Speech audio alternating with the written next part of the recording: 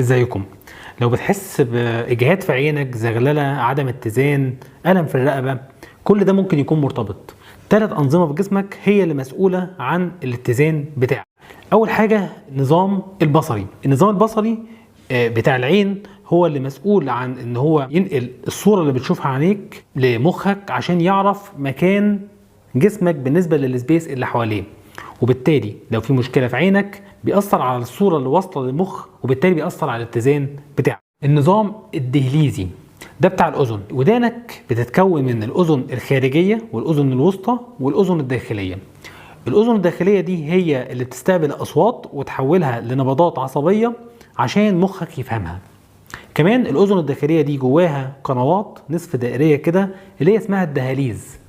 القنوات دي بيكون جواها سائل بيتحرك مع حركه راسك، ولما السائل ده بيتحرك حركته بتعرف مخك الحركه اللي بتحصل في الجسم، وبالتالي لو في مشكله في القنوات دي بيبتدي يحصل عدم اتزان، لان جسمك ما بيبقاش عارف وضعه فين بالنسبه للسبيس اللي حواليه. ثالث حاجه النظام الحسي العميق. النظام الحسي العميق ده موجود في اربطه المفاصل واوتار العضلات اللي فيها نهايات عصبيه. لما بتتحرك بيتغير الشد اللي حاصل عليها، وبالتالي لما يتغير الشد ده النهايات العصبيه دي بتوصل للمخ ان في حركه حصلت، وبتوصل له ايه هي الحركه اللي حصلت، وبالتالي بتعرف مخك وضع جسمك بالنسبه للسبيس اللي حواليه. عشان كده لو في مشكله فيها ممكن بتاثر على الاتزان بتاعك. عارف اكتر مكان في جسمك بيوفر الاحساس العميق ده ايه؟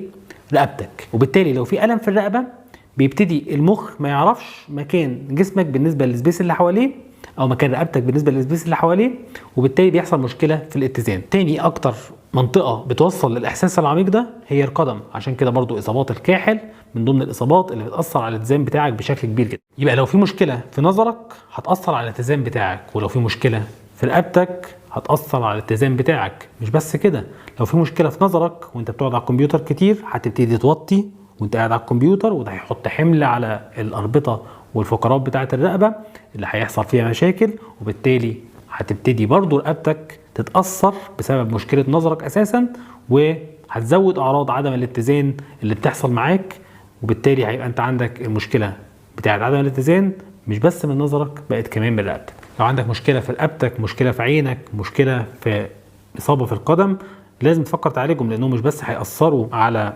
الحركه بتاعتك او هيأثروا على انهم هيسببوا لك الم، لا كمان ممكن يأثروا على الاتزان بتاعك. سيب لنا كومنت قول لنا لو بتشتكي من اي مشاكل من المشاكل اللي احنا قلناها ديت، او احكي لنا عن تجربتك مع مشاكل الاتزان بشكل عام. وما تنساش تشوف الفيديوهات بتاعتنا على الشانل بتاعتنا على اليوتيوب وعلى الفيسبوك وعلى التيك توك، وما تنساش تعمل لايك وسبسكرايب وتنشر الفيديو عشان يفيد ناس تانية.